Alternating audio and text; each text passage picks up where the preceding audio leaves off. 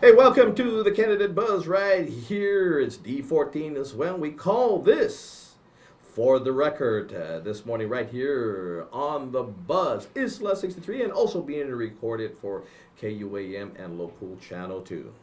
Yes, and representing, of course, the Gubernatorial team this morning, we have Dong Cho from Team Gubernatorial. And representing the Gutierrez Gumatado team, yet to arrive. Anyway, so Mr. Cho, we'll talk to you. I'm kind of disappointed that, of course, the Gutierrez Gumatado team weren't able to bring in a team member this morning to talk about the issue of public safety. But you're here, so we'll start with you. How you doing? I'm doing good. How about Good. yourself? I'm good, doing good. Let's thank you very much again for taking time out of your busy schedule to come join us this morning. A lot of issues, A through Z, in regards to public safety, because public safety is just not one entity; it's a whole slew of entities.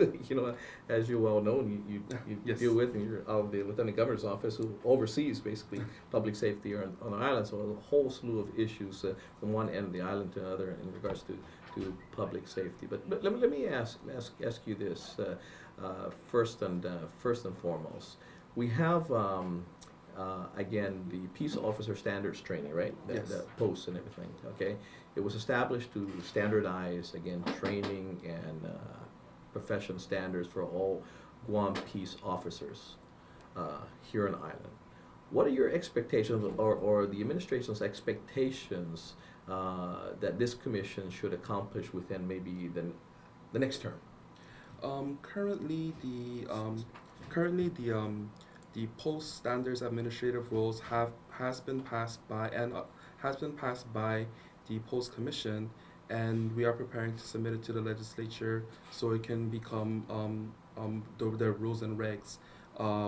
Once that's done, there's the physical fitness section, there's the supervisor managerial section that we want to accomplish. But as soon as the legislature approves it, we'll be able to confidently say that we've established the minimum standards for what a peace officer is. Okay. So again, you submitted to the 32nd Guam legislature. Do you have an idea if they're going to tackle that particular piece of legislation in this term, or it'll have to be reintroduced again to be tackled next term? It have to be reintroduced in a different number. You know, it hasn't been submitted yet. Oh, okay. It's the AG's office asked for a certain item, Oh, okay. a couple other things. Okay. So we can get the package together, and then I believe the post commission will be sending it in. Because the post commission is a standalone commission on their own. It's their prerogative on the time frame to send it. But with our office is always encouraging them. Send it earlier. There's a 90 days before it can become go through the AAA process. So we want them to submit it earlier, but it's once again the post commission is a standalone. Sure. Now let me ask this as well, because some of the challenges that we see in department in public safety, actually all departments, there are a lot of our men and women that are serving in the public safety capacity here in our island, and of course the police officers, firemen, the fire department. Okay, and the other police, be it airport, port authority, and all that, and customs and things of that nature. But we see again military situations increasing, and a lot of our men and women are also serving as in the military as well, to augment their National Guard or Air Guard. Now. We know a number. We have a number. How are you readying? Because you would probably need to augment that as well. We know the challenges, and maybe in a police reserve that can sit in and take their places while they're gone, and then of course they their jobs are protected. But for that period of time, how are we preparing for that? And I have to include this in what I'm going to ask as well in regards to recruitment. Because on an annual basis, I'm sure you see, people getting ready to retire. How far in advance are we requiring the men and women in public safety to put in their, to submit that, hey, by the end of this fiscal year, I'm going to be retiring. So that way you can work with your recruitment, to know that you're able to, if these are high-ranking officers, you're able to promote and ready those people that ready to take those places with major lieutenants and things like that, and likewise recruits that are they're coming on. So are we setting benchmarks now for those entities, because we know that these have been challenges, not just in the past, but we're facing those right now as well. Our administration, the governor and lieutenant governor, have been very proactive with retention and making sure our numbers are the same. When the governor implemented the Hayes study and then the 40% the full 40% increment for law enforcement, we expected a lot of people to leave the law enforcement agencies. When we came in, we had about 317, and then currently, after all of the retirements that happened, such as Major Rick Leon Guerrero, Sure. he just recently retired or is going to be retiring. Great man, he's the chief of the operations bureau. We've been constantly recruiting for GPD, Sure. not just in the full-time, but also in the reserve side, the civilian volunteer police reserve Sure. program. Currently, we have 301 police officers. We have 17 that are in training, should be done in October, and we have an additional 47 that we're currently recruiting. GPD and DOA are working with them to get the recruitment going. And this is just like you said, we're trying to make sure that we have enough police officers on the road, making sure the island is safe. When the military buildup happens, or just because we need to have more police officers on the road. I mean, based on natural growth anyway. I mean, Yes. not just the military buildup or even natural growth, but and also maybe in deployment and things that, I mean, we see things heating up again, Yes. and the president is talking about no boots in the ground, but everybody else is said in order to fight this ISIS, there has to be boots in the ground. So it's probably not good, that decision is probably not going to be made before the midterm elections. Of course, back in the United States, we're same as us here. But at some point, that decision is going to be made, whether or not there's boots in the ground, or when there's boots in the ground. And even if they're not, I mean, our men and women are deployed. We have men and women are deployed right now. So that is an entity as well in regards to recruitment, but even also retention. But when you talked about Major Leon Guerrero, who recently retired, but also within the law enforcement agency as well, how do you prepare, again, that someone's retiring, and we can understand where people retire without maybe notification, but do we ready the existing crop of men and women who are are climbing in rank to be able to to replace a major or a captain and all that, because everybody's got a role in the community. Do we have the that in place, that we have someone within it ready to do that? With the retirement, every month we get a eligible retiree list. The department say we have this many people that are eligible to retire. This is the positions that they fill. Just so we know, like, okay, well, we need to make sure we don't lose manpower. We need to make sure we stay proactive on this. Sure. When it comes to promotion-wise, just like filling in the next major position, GPD and the other public safety agencies are very good at in-house training, making sure that their officers are prepared to take on the next rank, to take on more responsibilities. Promotions is definitely something that we are looking at, because I have come from a military background, and being assigned a certain position and then properly having the rank for it is two very different things. Sure. With rank comes authority and power. Being assigned to a certain position not necessarily always means you have the same authority and power. You just have the duties.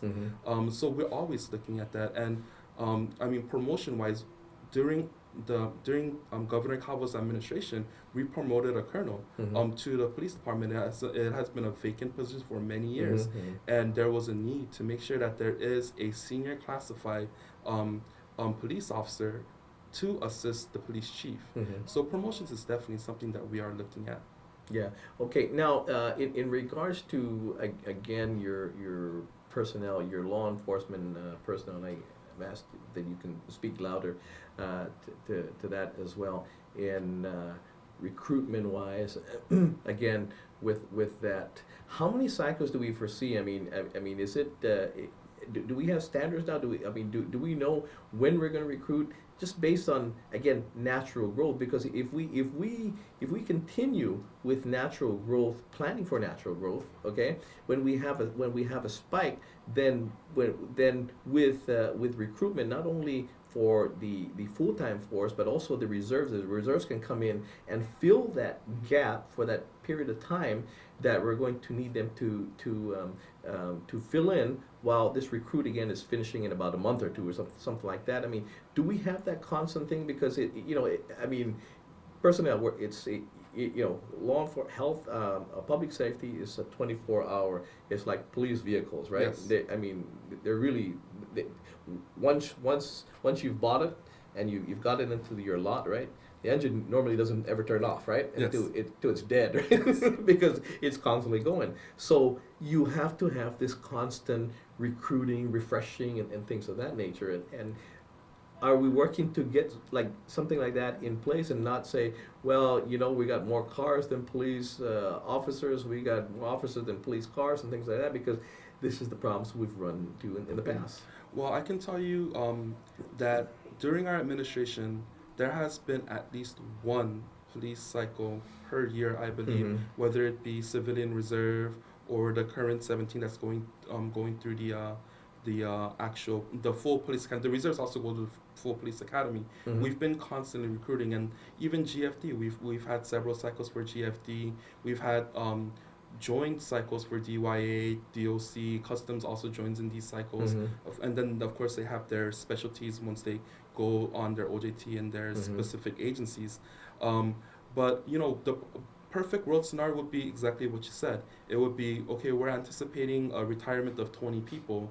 We should start spooling up 20. And this is something that Mhm. we want to, once again, the governor is very proactive, and he wants to make sure we're not reacting to shortfalls. Sure. So it is something that And we're then when trying to we do react with that, we have the mechanism, because they have the reserves to come in and fill that spot. They become active, Yes. public safety officers, until that recruitment or that cycle is done, right? And then they're emerged into the public safety. Now, one of the other things over the past years, we've had again challenges from the police department, law enforcement people who are getting into mischiefs and things of that nature. At one time, we had there was an in-house legal counsel that was constantly again refreshing the men and women regarding latest laws are passed and things that you're not supposed to do, things you can do, and all that.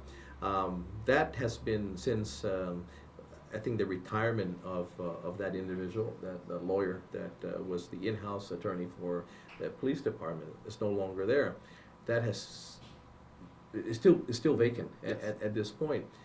Is the administration moving again to fill that position? Because I think when you look at that component, when you look at maybe cases being thrown out, when you look at some of the behavior that happens, I think on top of, and you get all these training in the recruit now as a recruit, but refreshers and constantly bringing people in, how we constantly bring people in about sexual harassment and things like that in the workplace, and what was once maybe you could get away with it 5 years ago, now is no longer acceptable. Same thing as law enforcement. The things that are happening, and make sure that the badge doesn't again, that is not your name. Your name is still Dong, right? Yes. It's not this badge that you have power over people and things like that. And sometimes again that is what prevails, right? Yes. So are we looking to or the administration looking to fill that position again? That can always be a topic of discussion, and it can be recommended or brought up. I know currently a lot of the professional training and continuity of training, especially regards of law, the Attorney General's office has been helping us. One of the governor's plans for financial management is, if there's help that can be got, Mm-hmm. then we can reach out to them and get the help from them. So we have great people like in the civil division, like Mr. Pat Mason, Mm-hmm. that was able to help GPD make sure that they are up to date with the Sure. laws, that Mm-hmm. they are, that the professional trainings are happening. And going back to the post standards, when the post standards for what a peace officer supervisor Mm-hmm. would be, Mm-hmm. then there will be additional requirements and additional studies that they will have to take. Mm-hmm. Mm-hmm. Um, hopefully that will hopefully that covers most of it, but then of course there's no such thing as too much training Sure. and professional development. Mm-hmm. Hiring an in-house attorney might be a good idea, but it's definitely not something that we spoke about in any terms, Mm-hmm. Mm-hmm. but it is something that we can bring up. Mhm. No, because I know. I mean, when I was in the legislature, we were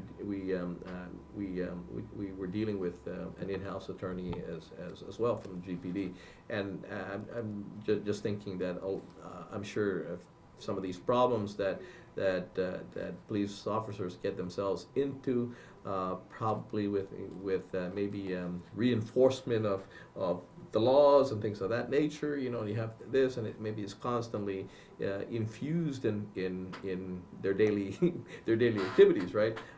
That may go a long way into maybe removing some of these challenges that they face out there. Because Well, I definitely put it on my Yeah. notes, and it's something that I will discuss once I get back, and I'll Okay. have a conversation with the Okay. police chief to see what his thoughts are. Shift a little bit to the Department of Corrections. Department of Corrections has reported, of course, serious levels of overcrowding. A lot of the overcrowding is due to the ever-growing pretrial detainee population. Okay, over 60%, I think, of the DOC's prisoner population are pretrial detainees. Most of those prisoners don't complete their court trial proceeding until 3 years, and I think one of the longest cases up to 8 years before the trial was completed. What is the administration, the Calvin Norris administration, take on this present situation, and how do you propose, or how do they propose to address this predicament? Pretrial detainees is definitely one of the largest challenges that we have for DOC. Um, the court is overburdened. Mm-hmm. Also, they have their limits that they can handle, and we've been looking at electronic monitoring devices. Maybe we can do electronic monitoring devices where these detainees are under house arrest, Mm-hmm. under a form of electronic monitoring. This way Mm-hmm. we can relieve the pressure at DOC. Also, Senator Brad McCready had a bill to Mm-hmm. possibly build a new prison. Mm-hmm. Uh, this way we can facilitate all of the people Mm-hmm. that are in DOC. Overcrowding is a large issue that we are definitely looking at, and one of the best ways to deter overcrowding, to prevent overcrowding, is to prevent crime in general. Mm-hmm. Mm-hmm. And if you look at statistics, of the past, like during the Guterres administration, we had one of the highest dropout rates for high schoolers, Mm-hmm. which led to high crimes in 1995. We Mhm. had, from 94 and 95, there was about a 17% increase in crime, I believe, Mm-hmm. Mm-hmm. which is a phenomenal number, where it started off at. And Governor Calvo is a very strong believer in education. It's to provide these students, to Mhm. provide the kids every opportunity to succeed. Mm-hmm. Give them the right facilities, give them the right education. The governor, under his administration, we were able to do the Teton Mhm. High. We were able to renovate Untala Middle School. When we first came into office, the ARA Mhm. funding, Sure. was almost lost, Mhm. and the governor went out and met with the Secretary of Mhm. Education, to be able to speak with him and to try to save Mhm. our ARA funding, and he did successfully saved it and was able to renovate many schools. Education would be probably the best way to prevent Mhm. future overcrowding at DOC. Mhm. Just give the kids every opportunity to succeed. Let them have their Guamini entry. Sure. Now, let me ask this question again, because something that hasn't been acted upon at this point. When the new JFK was built, the contractor also put in that vacant building there Yes. in the corner that was supposed to be like to act as a police Koban. Yes. We have a shell there. We have a Yes. shell. When we look at a lot of the purse snatchings and things that happen, there are a lot that happen on that hill. Yes. On that hill where, you know, people will see, most especially when they pry on ladies, okay? Mm-hmm. Snatch their purses, bags, and things like that, and their drug, you know, and things like that, and they get hurt, okay? So are there any plans? I mean, I know that it was just a shell. I don't know what other infrastructure maybe is not in place at this point, but we have a shell there. Don't you think that if we activate that, use it, it will help to also be like a live-in security for the school Yes. as well. And likewise, you have this luminous place, right? It'll be, I'm sure, hopefully be lit up, right? That maybe will help deter against some of the crime in that happens on that stretch, Yes. because we there are quite a few snatchings that happen on those ends. Yes. Is there any plans for that? The JFK, the KUAM building, Mhm. or the Yeah, Shell building the we're Shell, just yeah. speaking about. Yes, there are plans for that. To possibly turn it into, just like you said, a Mhm. live-in police complex. Maybe it can be a recruiting site for Mhm. GPD. But that it's always been in planning phase. Mhm. One of what we tried to do when we first came into the administration was literally stop the bleeding. Mhm. How do we get more police vehicles? How do we get more police officers? How do we bring down overtime? Mhm. How do we cut down on cost for running government, Mhm. but at the same time increase efficiency and services? Mhm. So that's what we've been focusing on.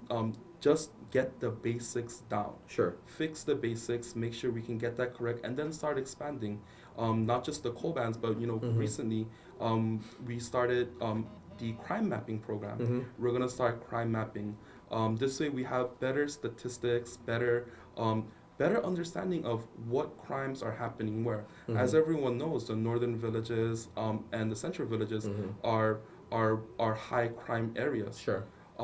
What we don't have statistically is what crimes are they? Mhm. Mhm. Because if a lot of people ask, like, where do most of the thefts happen? Mhm. Where do most of the domestic violence happen? Sure. This way, with the crime mapping, we'll be able to better allocate our resources. So, like I said earlier, just going back when we first came in, it was our goal to stop the bleeding, start that breathing, Mhm. right? And then as we move forward, it's how do we improve on what Mhm. everything that we've done. Mhm. Yeah.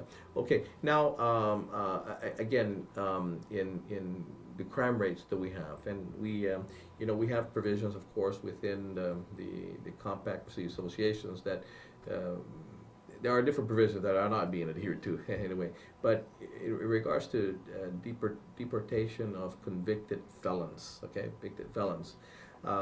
What is the administration's thoughts on that? Because there is a provision, nothing that we crafted, it's nothing we crafted, but it was built in that if you're a convicted felon, you've done your time, you know, once you've done your time, you've got to be deported, never to come back again. Their view on that. We've had many discussions with USCIS, the Mhm. Customs and Immigration Services, with Mr. Rodney Sayama from USICE. Mhm. The federal government has been active on it. They've been putting detainers Mhm. on convicted felons to be able to deport them back. Of course, it's not at the level that the government wants it to be at, Mhm. because we see what the Compact of Free Association entails, and we also see what the Immigration Act entails Mhm. on what is considered a deportable and non-reentry status Mhm. crimes. Sure. And as a local government, dealing with the federal government, trying to the federal government has been very helpful, but we want them to be more active on these cases to be able to put these Enforcing detainers. their laws. Exactly, exactly. Yeah. I don't want to bring anything down to them, because the INS guy, the Sure. ICE guys on Guam, they're very hardworking. Mhm. There's not that many of them, and they're working a lot, Mhm. and they're getting their orders Sure. from their bosses that Mhm. are not on the island, and it's very difficult for them. Mhm. But it is something that we're tackling definitely, and Yeah. we are stirring that pot. We are making Mhm. that noise. Now, you know, when I was serving in the legislature, and at this point as well, Senator Donorio at the time, there was discussion with the Guam Police Department, the Guam Airport Authority, and the Port Authority, that the Airport Authority, the Port Authority, both have full-fledged police officers, and they come under the command and control of their executive directors. Okay, Yes. the executive directors of those respective agencies, and we had conversations then about an integration of these full-fledged police officers, be it GIAA, Port Authority of Guam, Guam Police Department, when we're looking at, again, recruitment and cross, not necessarily cross training, but cross activities they have and all that. And we looked at it because, of course, at the time we looked at the deployment and all that, and retirement and things of that nature, right? Now, what is their position on this issue in the integration, and to have, say, the Guam International Airport Authority, AB Wampat Airport Authority, Guam Port Authority, to come under, to have its police operations fall under the command and control of the Guam Police Department? Many discussions have been had about integrating the airport police and the port police into GPD. I believe way before my time, it was actually GPD that was standing post at the airport and at the port. But understanding that the airport and the port have their missions and they have their funding and they have federal requirements and laws that dictate on how they can use the monies coming in, it became a large challenge. It's something that will require a lot of work and research, and then to be able to make sure that the needs of the island is met, but also the needs of the airport, making sure that the airport meets their requirements and the port meets their requirement. What the governor did was, I mean, he didn't let that deter him. What he did was he asked and he worked with the general manager of the port, the general manager of the airport, and said, hey guys, expand your jurisdiction. You know, you don't have to just drive around your fence line. That doesn't make sense. You know, if there was a terrorist threat that would happen to the airport, it's not going to happen within the 1-2 mile radius of your airport. It's going to happen outside that radius. Expand your jurisdiction. It was probably planned outside of Guam. Of course. Yeah. So, you know, like the Port Authority, they've been very helpful. They patrol the areas from Cabres to the Ganya Boat Basin, and then Cabres to the Agap Boat Basin. They patrol it. And they're very strong partners with Benevent team, PD Middle School, Jose Rios. They adopted that school. They patrol that area often, and they've been very good. And you know, the governor stays very proactive with these types of things. He doesn't let challenges become no's. He looks for better opportunities to make sure that we can get some kind of joint work together. And that's good, because one of the challenges at the time, or the things that were brought out in regards to of why it can't be integrated. You know, I chaired the airport at the time as well. One of the things was the grants that were received, FAA grants and all that, and you know, because of misuse of funds in the previous administration, like Triangle Park and things of that nature, right? Yes. And the airport had to. We were looking at facing not only losing federal funds for the airport, but losing federal funds in general for the island because of using funds outside of what they were designated to be used about. And as a result, we had to pay that back. Actually, we had to craft a bill that we quit claim. We took the DPW's property away from them, basically the sides of the road on Airport Road, and gave it to the airport in lieu of payment. And we worked with the feds, FAA at this point, you know, to make sure that they will accept that in lieu of the local government paying back money for abuse of those funds in previous administration. So again, that being said, I'm glad the administration has worked and say, hey, look, okay, if that's the way it is, expand your jurisdiction. Well, and just to go back on the grants issue, you know, when we first came into office, it was the lieutenant governor and the governors. One of their goals was to go to Washington, D.C. when the governor goes to the National Governor Association conferences, or lieutenant governor goes to the National Lieutenant Governor Association conference at Washington, D.C. They made it a point to make sure they stopped by these grantor agencies and say, we're the new administrations, we're not the administrations of the past. We want to work with you. We will comply with what you're telling us. Don't cut our grants. Afford us opportunities for more grants. The Guam State Clearinghouse is very active with that.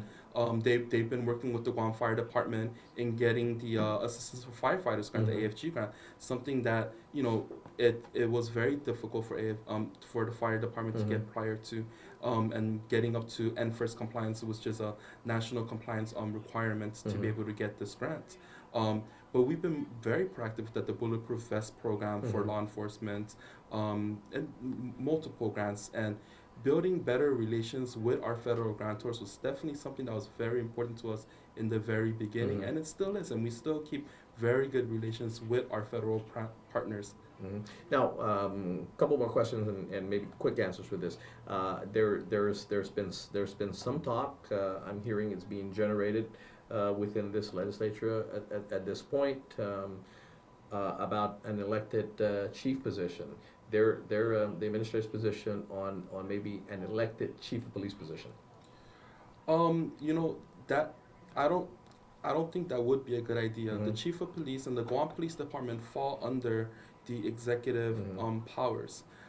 It just sounds like the legislature is trying to take away more power from the elected from the executive So branch. stripping away its organic gap powers, basically. Of course. Yeah, okay. Well, I mean, and it's similar to the elected AG and the elected, I guess, auditor. Yes. At this point, so as you're saying, stripping away the organic gap powers. I mean, if the governor was doing a bad job, if the governor was being corrupted in any ways, okay, I would understand why the legislature would want to do this. But Governor Cabo is not like that. He is not like. But we shouldn't craft bills again just to adhere on the current governor and all that, because down the line, I mean, they're either going to be there 4 years or 8 years, and then they have a different administration come in, right? And then what are you going to do? Repeal it again? So go back to what it was? So you're just not reactionary. You put something in place and keep it in place, or exactly. Or not.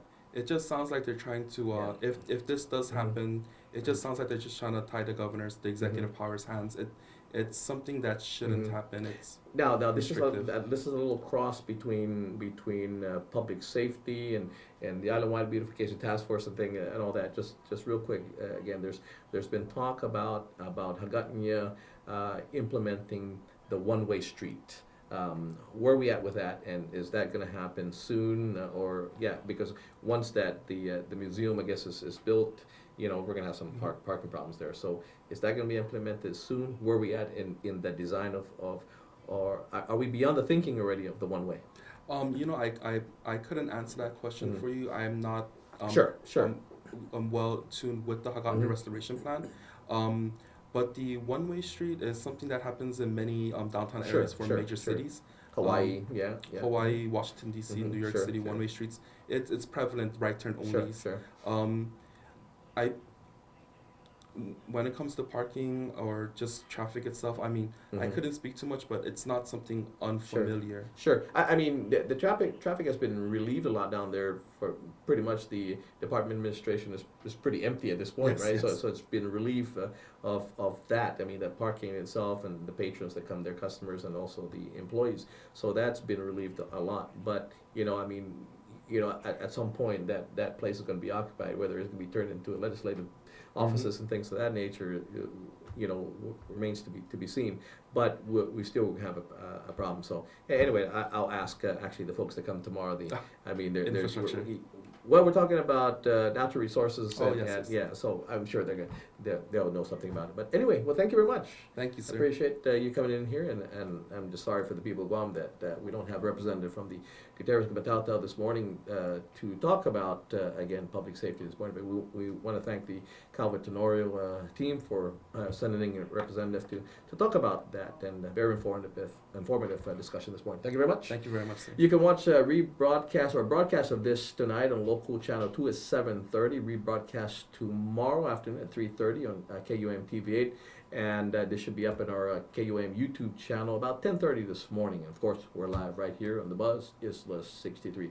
Join us tomorrow, again, right here. We talk more for the record with representatives from the Gubernatorial team. Hopefully, we'll get a representative from the Gubernatorial team. Tomorrow will be, of course, the environment and natural resources. So goodbye for now.